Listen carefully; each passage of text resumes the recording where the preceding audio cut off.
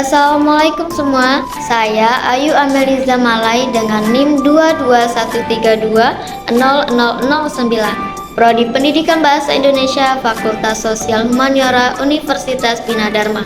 Yang terhormat kepada Ibu Ayu Puspita Indasari MPD selaku dosen pengampu mata kuliah Psikologi Pendidikan. Pada video ini saya akan menjelaskan materi berjudul hubungan peserta didik dalam konteks sosial dan sosio-emosional. A. Teori ekologi Bronfenbrenner dan teori lifespan Erikson.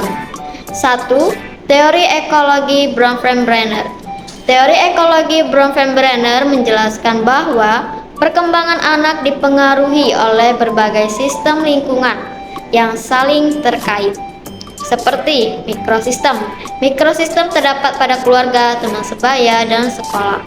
Selanjutnya ada mesosistem, yakni interaksi antara mikrosistem dan mesosistem. Selanjutnya ada eksosistem, yakni pengaturan di luar mikrosistem yang memengaruhi anak secara tidak langsung, seperti tempat kerja orang tua. Selanjutnya ada mikrosistem, yakni budaya dan nilai-nilai masyarakat. Selanjutnya ada kronosistem, yakni dimensi waktu seperti perubahan sejarah dan peristiwa penting dalam hidup. 2. Teori perkembangan psikososial Erikson. Teori Erikson menjelaskan bahwa perkembangan psikososial anak terjadi melalui 8 tahap, di mana setiap tahap memiliki tugas perkembangan yang harus diselesaikan. Keberhasilan menyelesaikan tugas perkembangan akan menghasilkan rasa percaya diri dan kompetensi, sedangkan kegagalan dapat menyebabkan keraguan diri dan masalah emosional. B. Konteks sosial peserta didik. 1. Keluarga. Keluarga merupakan sumber cinta, kasih sayang, dan dukungan utama bagi seorang anak.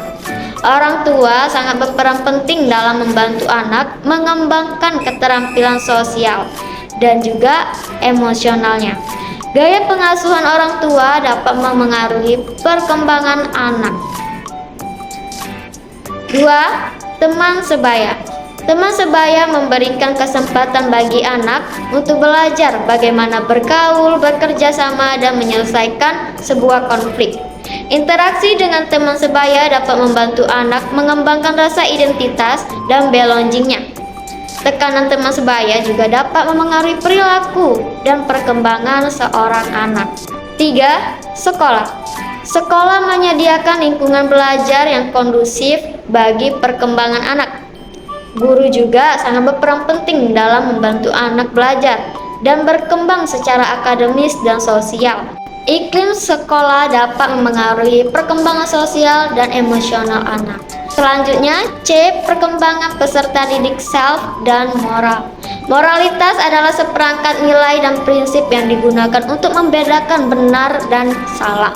Perkembangan moral anak dipengaruhi oleh berbagai faktor seperti keluarga, teman sebaya, dan juga sekolah. Guru dapat membantu anak mengembangkan moralitas dengan mengajarkan nilai-nilai dan prinsip moral, serta memberikan contoh perilaku yang baik. D. Implikasi bagi pendidikan. Pendidik perlu memahami bagaimana konteks sosial dan sosio-emosional memengaruhi perkembangan peserta didik. Pendidik juga perlu menciptakan lingkungan belajar yang kondusif bagi perkembangan sosial dan emosional peserta didik. Pendidik perlu bekerja sama dengan orang tua dan komunitas untuk mendukung perkembangan sosial dan emosional peserta didik. Pada kesimpulannya, perkembangan peserta didik dalam konteks sosial dan sosio-emosional sangat penting untuk diperhatikan. Berbagai faktor seperti keluarga, teman sebaya, dan sekolah memengaruhi perkembangan sosial dan emosional peserta didik. Pendidik perlu memahami faktor-faktor ini dan menciptakan lingkungan belajar yang kondusif bagi perkembangan sosial dan emosional peserta didik. Baiklah, itulah materi pembelajarannya. Saya ucapkan terima kasih dan akhirul qaula. Wassalamualaikum warahmatullahi wabarakatuh.